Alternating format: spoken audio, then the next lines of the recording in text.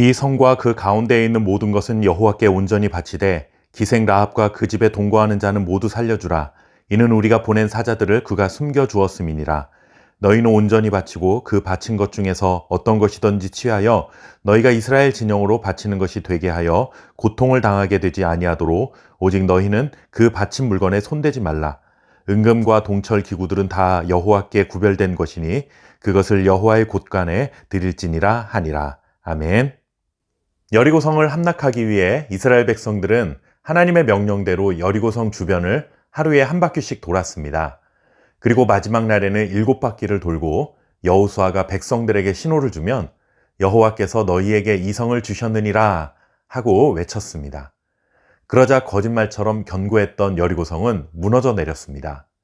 성벽이 무너졌으니 이제 이스라엘 백성들은 성 안으로 들어가 점령하기만 하면 되는 상황이 벌어졌습니다. 그런데 하나님께서 여리고성을 점령할 때 반드시 지켜야 할 원칙을 미리 정해 주셨습니다. 여리고성과 그 안에 있는 모든 것은 여호와께 온전히 바치라 하는 것입니다. 여기서 바치라 하는 말은 히브리어로 헤렘이라는 단어인데 헤렘의 뜻은 바치다 라는 뜻도 있지만 완전히 멸하다 라는 뜻도 있습니다. 헤렘, 즉 여리고성 안에 있는 모든 거민들과 가축들을 다 죽여야 하고 은금과 동철 기구들을 중에 하나라도 전리품으로 취하지 말고 여호와의 곳간에 드려야 한다는 것이죠. 여호와의 곳간이라는 것은 하나님을 위한 보물 창고라는 뜻입니다. 즉 전리품을 사람들이 나눠 가져서는 안 되고 모든 것을 하나님께 바쳐야 한다는 것입니다. 이스라엘이 전쟁을 치를 때마다 하나님이 이렇게 헤렘을 요구하시지는 않았습니다. 그런데 여리고성 전투는 달랐습니다. 여리고성 전투에서만큼은 하나님이 헤렘을 요구하셨습니다. 호흡이 있는 모든 것은 사람이나 가축이나 다 멸해야 했고 전리품은 예외 없이 모두 하나님의 창고에 드려야 했습니다. 왜 그러신 것일까요? 여기에는 두 가지 의미가 있습니다. 먼저 가축들을 다 죽이고 전리품을 취하지 말라고 하신 이유는 이것이 가나안 정복 전쟁의 첫 열매이기 때문에 온전히 하나님께 드리라 하고 명령하신 것입니다. 하나님께서 첫 열매를 온전하게 바치도록 하신 것은 첫째가 갖는 특별한 의미 때문입니다.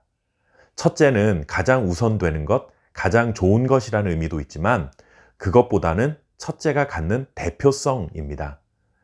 첫 열매를 온전히 하나님께 드린다는 것은 앞으로 얻게 될 모든 열매들도 다 하나님의 것입니다 라고 하는 그런 대표성을 지닌다는 것이죠.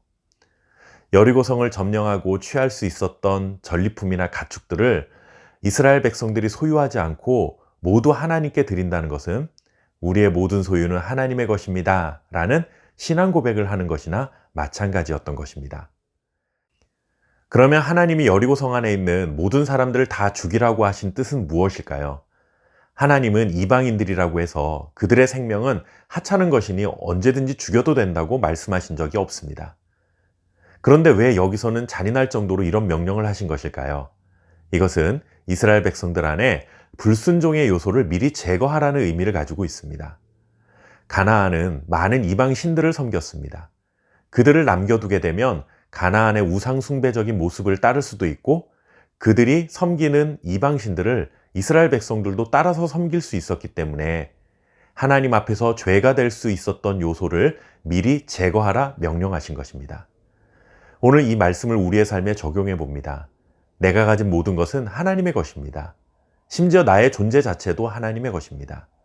하지만 그렇다고 해서 하나님이 우리의 손에 하나도 남겨두지 않으시고 언제나 다 가져가시는 것은 아닙니다. 우리가 살아가는데 꼭 필요한 것들을 우리들이 소유하도록 허락해 주십니다. 그러나 원주인은 하나님이시고 우리는 그저 그것을 맡은 자라는 것을 잊지 말아야 하는 것이죠. 나의 모든 소유는 하나님의 것입니다 라는 믿음의 고백을 가지고 살아가는 선한 청지기가 되어야 합니다. 또 한 가지는 우리가 하나님의 자녀로 살면서 우리 주변에 나를 죄의 유혹으로 이끌 만한 요소들은 과감하게 제거해야 한다는 것입니다. 죄의 유혹에 빠질 만한 환경을 만들지 말아야 합니다. 나는 유혹을 얼마든지 이길 수 있어 라고 생각하는 것은 정말 큰 교만입니다. 우리는 모든 유혹을 이길 만한 능력이 없습니다. 그렇기 때문에 할 수 있는 대로 죄를 지을 만한 유혹의 요소들은 버려야 합니다. 죄를 지을 만한 상황을 만들지 않는 것이 지혜로운 삶입니다. 오늘도 우리는 선한 청지기가 되어 주인 되신 하나님의 뜻에 합당하게 살아야 합니다. 그리고 우리를 죄에 빠지게 만드는 환경은 미리 차단하고 살아가는 지혜로운 삶을 살아가시기 바랍니다. 감사합니다.